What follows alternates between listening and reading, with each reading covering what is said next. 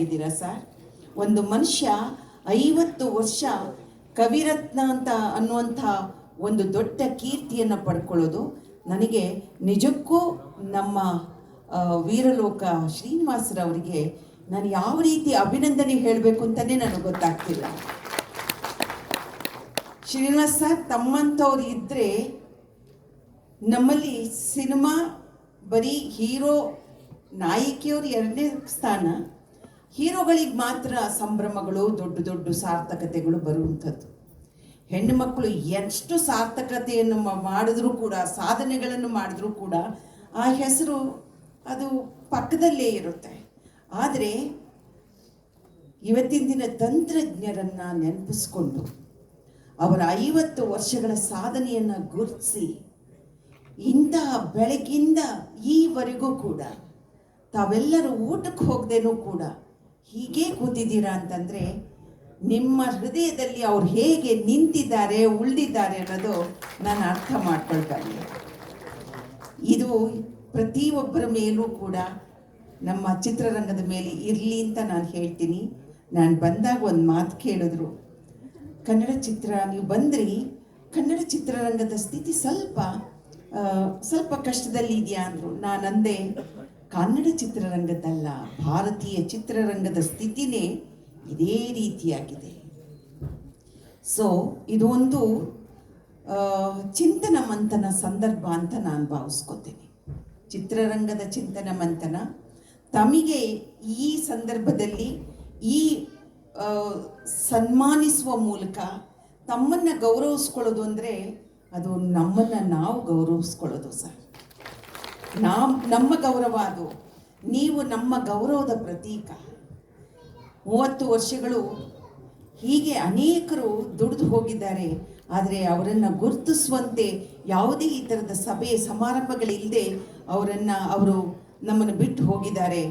ಆ ಒಂದು ನೋವು ನನಗೆ ಈ ಸಾರ್ಥಕ ಸಂದರ್ಭದಲ್ಲಿ, ಸನ್ಮಾನಿಸುವ ಸಂದರ್ಭದಲ್ಲಿ ಅವರೆಲ್ಲರೂ ಕೂಡ ನನ್ನ ಗಮನಕ್ಕೆ ಬಂದರು. ನಿಜಕ್ಕೂ ಈ ಕಾರಣಕ್ಕೆ ನಾನು ಶ್ರೀನಿವಾಸ್ ಅವ್ರನ್ನ ಅತ್ಯಂತ ಗೌರವಪೂರ್ವಕವಾಗಿ 100 ಕಾಲ ನೀವು ಕೂಡ ಬದುಕಿ, ನೀವು ಹೀಗೆ ಇಂಥ ಕೆಲಸಗಳನ್ನು ಮಾಡ್ತಾ ಇರಿ. ನಿಮ್ಮ ಜೊತೆ ನೀವು ಕರೆದ್ರೆ ನಿಮ್ಮ ಜೊತೆಯಲ್ಲಿ ನಾವು ಕೂಡ ಇರ್ತೀವಿ ಅಂತ ಹೇಳ್ತಾ ನನಗೆ ಈ ಸೌಭಾಗ್ಯ ಕೊಟ್ಟಿದ್ದಕ್ಕೆ ಯಮುನಾ ಅವ್ರಿಗೂ ತಮಗೂ ನಾನು ಹೃತ್ಪೂರ್ವಕವಾದಂಥ ಅಭಿನಂದನೆಯ ಜೊತೆಯಲ್ಲಿ ಧನ್ಯವಾದವನ್ನು ಕೂಡ ಅರ್ಪಿಸ್ತೀನಿ ಸರ್. ನನ್ನ ಮಾತನ್ನು ಕೇಳಿದ ಎಲ್ಲರಿಗೂ ಕೂಡ ನಮಸ್ಕಾರ. ಧನ್ಯವಾದಗಳು ಮ್ಯಾಮ್. ಎಷ್ಟು ಸೊಗಸಾಗಿ ಮಾತನಾಡ್ತಾರೆ. ಅದಕ್ಕೆ ನಾನು ಹೇಳಿದೆ, ನಮ್ಮ ಮನಸ್ಸಲ್ಲಿ ಯಾವತ್ತೂ ನೀವು ಹಿರಿಕನ್ಯೆಯಾಗಿಯೇ ಆ ಚಿರಯೌವನ ಹಿರಿಕನ್ಯೆ ಅಂತ ಅದೇ ರೀತಿಯಲ್ಲಿ ಇದ್ದೀರಿ. ಹಾಗೆ ಅಂತಃಕರಣದಲ್ಲೂ ಅಂಥದೇ ಒಂದು ಭಾವನೆಯನ್ನು ಹೊಂದಿದ್ದೀರಿ. ಮೊನ್ನೆ ಅಷ್ಟೇ ಜನವರಿ ತಿಂಗಳು ಅಂತ ಅನಿಸುತ್ತೆ, ನೀವು ಚುಕ್ಕಾಣಿಯನ್ನು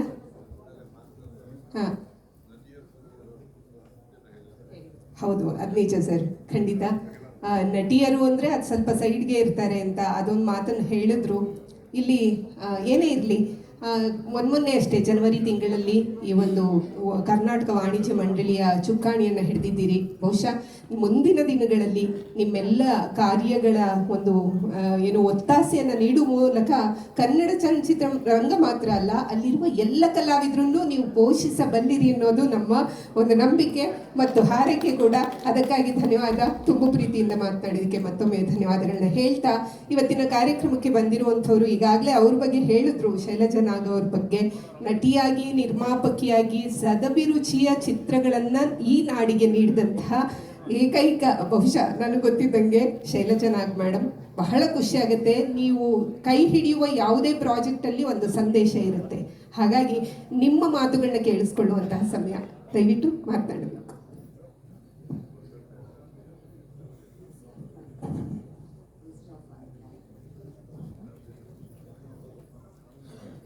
ಎಲ್ರಿಗೂ ನಮಸ್ಕಾರ. ಮೊದಲನೇದಾಗಿ ಡಾಕ್ಟರ್ ವಿ ನಾಗೇಂದ್ರ ಪ್ರಸಾದ್ ಅವರಿಗೆ ತುಂಬ ಹೃದಯದ ಏನು ಹೇಳಬೇಕು, ಕಂಗ್ರ್ಯಾಚುಲೇಷನ್ಸ್ ಅನ್ನೋದು ತುಂಬ ಸಣ್ಣ ಪದ ಆಗ್ಬಿಡುತ್ತೆ. ತುಂಬ ಸಂತೋಷ ಆಯಿತು. ಮೊದಲನೇದಾಗಿ ವೀರಕಪುತ್ರ ಶ್ರೀನಿವಾಸ್ ಅವರು ಆಲ್ಮೋಸ್ಟ್ 1 ಮಂತ್ ಬ್ಯಾಕ್ ನನಗೆ ಕಾಲ್ ಮಾಡಿದ್ರು, ಈ ಥರದ್ದು ಒಂದು ಕಾರ್ಯಕ್ರಮ ಮಾಡ್ತಾ ಇದ್ದೀವಿ ಅಂತ. ಅದು ಕೇಳಿದ ತಕ್ಷಣ ತುಂಬ ಸಂತೋಷ ಆಯಿತು. ಪ್ರಸಾದ್ ಅವರ ಹಾಡುಗಳನ್ನು ಮೆಲುಕು ಹಾಕ್ತಾ ಕೇಳ್ಕೊಂಡು ಬಂದಿರೋರು ನಾವು. ಆಲ್ಮೋಸ್ಟ್ 3 ಡಿಕೇಡ್ಸ್ ಅಂದರೆ 30 ವರ್ಷದಿಂದ ಕೇಳ್ಕೊಂಡೇ ಬಂದಿದ್ದೀವಿ. ಸುಮಾರು 20 ವರ್ಷದಿಂದ ತುಂಬ ಹತ್ತಿರದಿಂದ ಬಲ್ಲವರು ನಾವು. ಸೊ ನಮ್ಮ ಸಿನಿಮಾಗೂ ಅವರು ಹಾಡು ಬರೆದು ಕೊಟ್ಟಿದ್ದಾರೆ. ಲಿರಿಸಿಸ್ಟ್, ಮ್ಯೂಸಿಕ್ ಕಂಪೋಸರ್, ಸ್ವಂತ ಮ್ಯೂಸಿಕ್ ಕಂಪನಿ ಇಟ್ಕೊಂಡಿದ್ದಾರೆ, ನಿರ್ದೇಶಕರು, ನಿರ್ಮಾಪಕರು, ಇನ್ಯಾಬಿಟ್ಟೆ ಆಕ್ಟರ್, ಓ ಮೈ ಗಾಡ್, ಆಕ್ಟರ್, ಸಂಭಾಷಣೆಕಾರರು. ಇದೆಲ್ಲದರ ಜೊತೆಗೆ ನನಗೆ ತುಂಬ ಹತ್ತಿರದಿಂದ ಗೊತ್ತಿರೋ ನಾಗೇಂದ್ರ ಪ್ರಸಾದ್ ಎಲ್ಲ ಮ್ಯೂಸಿಷಿಯನ್ಸ್ಗೂ ಒಳ್ಳೇದಾಗಬೇಕು ಅನ್ನೋ ಕಾಳಜಿ ಇಟ್ಕೊಂಡು ಒಂದು ಪ್ಯಾಷನೇಟ್ ಆಗಿ ಜನಸಾಮಾನ್ಯರು ಹಾಡು ಕೇಳೋದುಂಟು, ಒಳ್ಳೆ ಲಿರಿಕ್ಸು, ಒಳ್ಳೆ ಕಂಪೋಸಿಷನ್ನು, ಒಳ್ಳೆ ಸಿಂಗಿಂಗು ಅಂತ ಸಾಮಾನ್ಯ ಮೆಚ್ಕೋತಾರೆ. ಅದಕ್ಕೆ ಮಿಗಿಲಾಗಿ ಅದರಲ್ಲಿ ಒಂದು ಸಣ್ಣ ವ್ಯಾಪಾರ, ಕಷ್ಟಪಟ್ಟವ್ರಿಗೆ ಒಂದು ರಾಯಲ್ಟಿ, ಈ ಥರದ ಒಂದು ವ್ಯವಸ್ಥೆ ಇದೆ. ಆ ವ್ಯವಸ್ಥೆಯಲ್ಲಿ ಎಲ್ಲ ಮ್ಯೂಸಿಷಿಯನ್ಸ್ಗೂ ಒಳ್ಳೇದಾಗಬೇಕು ಅಂತ ಕೆಲಸ ಮಾಡಿರೋದು ಡಾಕ್ಟರ್ ವಿ ನಾಗೇಂದ್ರ ಪ್ರಸಾದ್. ತುಂಬ ಹತ್ತಿರದಿಂದ ನನಗೆ ಆ ವಿಷಯ ಗೊತ್ತು. ಆ್ಯಂಡ್ ಅದಕ್ಕಾಗಿ ತುಂಬ ಜನರ ಎನ್ಮಿಟಿನೂ ಬೆಳೆಸ್ಕೊಂಡಿದ್ದಾರೆ ಅನಿಸುತ್ತೆ, ಒಳ್ಳೇದು ಮಾಡೋಕ್ಕೆ ಹೋಗಿ. Anyway, and one more thing, ಸುಮಾರು 20 ವರ್ಷದ ಹಿಂದೆ ಕನ್ನಡಕ್ಕಾಗಿ ಒಟ್ಟಿಗೆ ಹೋರಾಟ ಮಾಡಿದ್ವಿ. ಸುಮಾರು ದಿನ ಡೆಲ್ಲಿನಲ್ಲಿದ್ವಿ. ಇವತ್ತು ಬೇರೆ ಕಾರಣಕ್ಕಾಗಿ ನಾನು ಆ ವಿಷಯನೂ ತುಂಬ ಜ್ಞಾಪಿಸ್ಕೋತಾ ಇದ್ವಿ. ಅಫ್ಕೋರ್ಸ್ ಇವತ್ತು ಕಾಲ ಬದಲಾಗಿದೆ.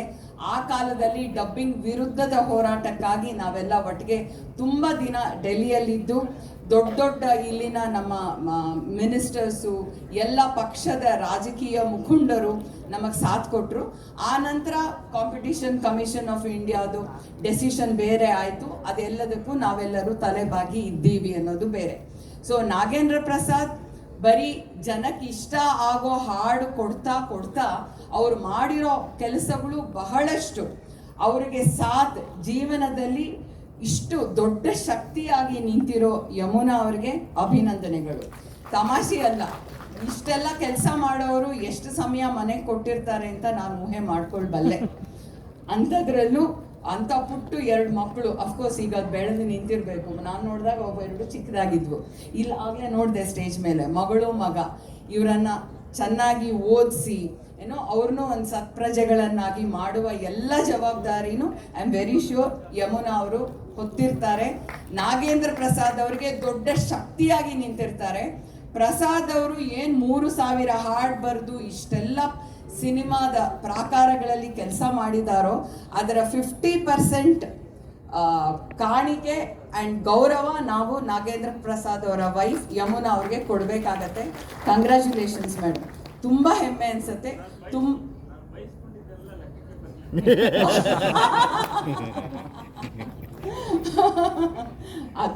ತುಂಬ ಬೈಬೇಕಾಗಿತ್ತು. ತುಂಬ ಒಳ್ಳೆ ಮಾತಾಡಿದ್ದೀನಿ ನಾನು, ಖುಷಿ ಪಡಿ. ಎನಿವೆ, ತುಂಬ ಖುಷಿ ಆಯಿತು. What else to say, I am extremely happy. And Veerakaputra Srinivas ಅವರು ಎಲ್ಲಿದ್ದಾರೋ ಇಲ್ಲಿ ಕಾಣಿಸ್ತಾ ಇಲ್ಲ. ತುಂಬ ಒಳ್ಳೆ ಕೆಲಸ ಮಾಡಿದ್ದೀರಾ ಸರ್. ಡಾಕ್ಟರ್ ಜಯಮಾಲಾ ಮೇಡಮ್ ಹೇಳಿದ ಹಾಗೆ ನಾವು ಈ ಚಿತ್ರರಂಗದಲ್ಲಿ ಅಫ್ಕೋರ್ಸ್ ಎಲ್ಲರೂ ಮುಖ್ಯ, ಆದರೆ ಇದು ತುಂಬ ಹೇಗೆ ಪೇಟ್ರಿಯಾರ್ಕಲ್ ಫ್ಯಾಮಿಲಿ ಇದ್ದ ಹಾಗೆ ನಾವು ಬರೀ ನಾಯಕ ನಟರನ್ನೇ ಆರಾಧಿಸ್ತಾ ಇರ್ತೀವಿ, ತಪ್ಪಿಲ್ಲ. ಬಟ್ ಬೇರೆಯವರು ಈಕ್ವಲಿ ಇಂಪಾರ್ಟೆಂಟು ಒಂದು ಸಿನಿಮಾ ಯಶಸ್ಸಿಗೆ, ಚಿತ್ರರಂಗದ ಯಶಸ್ಸಿಗೆ.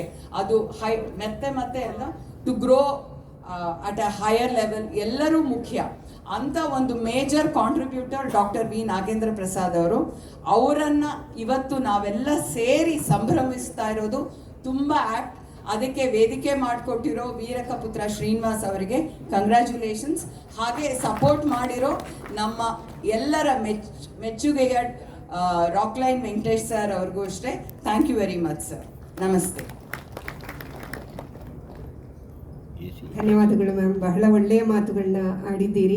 ಹಾಗೆ ಇವತ್ತಿನ ಕಾರ್ಯಕ್ರಮಕ್ಕೆ ನಾಡಿನ ಹೆಸರಾಂತ ಗಾಯಕಿ ಡಾಕ್ಟರ್ ಶಮಿತಾ ಮಲ್ನಾಡ್ ಮಾಡಿ ಬಂದಿದ್ದಾರೆ. ಅವ್ರಿಗೂ ಪ್ರೀತಿಯ ಸ್ವಾಗತ, ನಿಮ್ಮೆಲ್ಲರ ಚಪ್ಪಾಳೆ ಬರಲಿ. ಹಾಗೆ ಶ್ರೀಮತಿ ವಾಣಿ ಹರಿಕೃಷ್ಣ ಅವರು ಬಂದಿದ್ದಾರೆ, ಪ್ರೀತಿಯಿಂದ ಅವ್ರಿಗೂ ಸ್ವಾಗತವನ್ನು ಕೋರ್ತಾ ಇದ್ದೇವೆ. ಮುಂದಿನ ವೇದಿಕೆಯಲ್ಲಿ ಅವರೆಲ್ಲರೂ ಹಾಡಲಿದ್ದಾರೆ, ಅವರನ್ನು ಮತ್ತೊಮ್ಮೆ ಪ್ರೀತಿಯಿಂದ ಸ್ವಾಗತಿಸ್ತಾ. ಹಾಗೆ ಇವತ್ತಿನ ಈ ವೇದಿಕೆಯಲ್ಲಿ ನಾವು ಒಂದು ಮಾತನ್ನು ಹೇಳಲೇಬೇಕು ಮ್ಯಾಮ್.